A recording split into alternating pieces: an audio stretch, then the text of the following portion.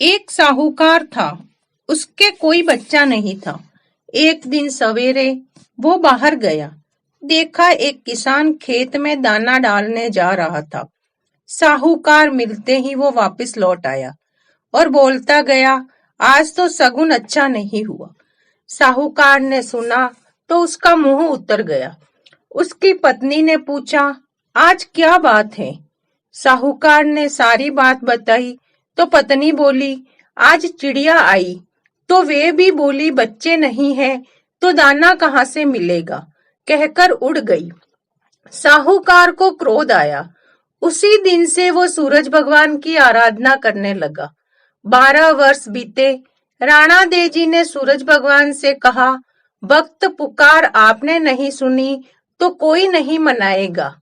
तो भगवान को दया आई और प्रकट हुए और बोले, साहूकार, तेरे नसीब में बच्चा नहीं है, पर मेरे आशीर्वाद से तुझे एक कन्या होगी।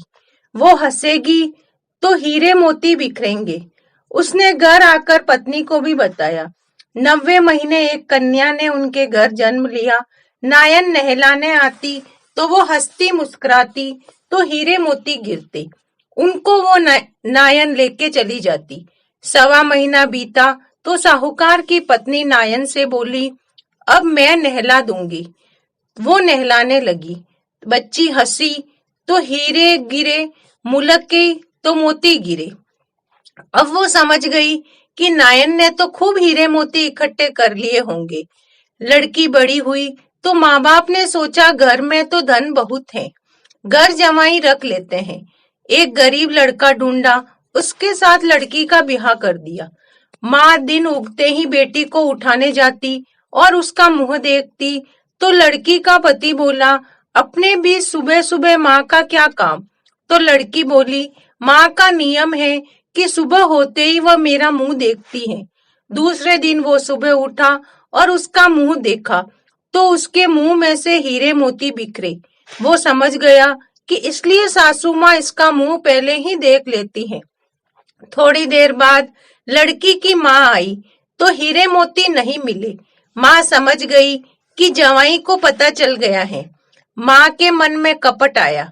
उसने एक आदमी को जवाई को जान से खत्म करने के लिए भेज दिया। आदमी ने जवाई को मार दिया और उसका सिर सासू को लाके दे दिया। राणा दे सूरज भगवान ने देखा कि हमारी दी हुई कन्या का पति मार दिया गया है।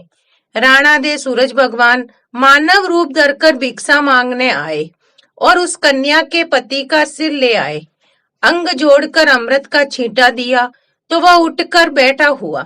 घर गया तो बेटी ने पूछा, पोष रविवार का मेरा नियम है, दिन अस्त हुए बाद खाना नहीं खाने का, फिर आप इतनी देर से क्यों आए? वह बोला, तेरी माँ ने तुझे मुझे मारने के लिए भेजा था और सारी कहानी बता दी। बेटी बोली, हम अब यहाँ नहीं रहेंगे तो माँ मेरा सुहाग छीन ले, वो क्या काम की? बेटी अपने पति के साथ अपने घर में रहने लगी। उसके घर में सुख समृद्धि हो गई और माँ के धीरे धीरे दरिद्रता आ गई। सूरज भगवान बेटी पर प्रसन्न हुए। वैसे सब पर प्रसन्न होना, खरी की खोटी, आधी की अधूरी की पूरी। बोलिए सूरज भगवान की जय।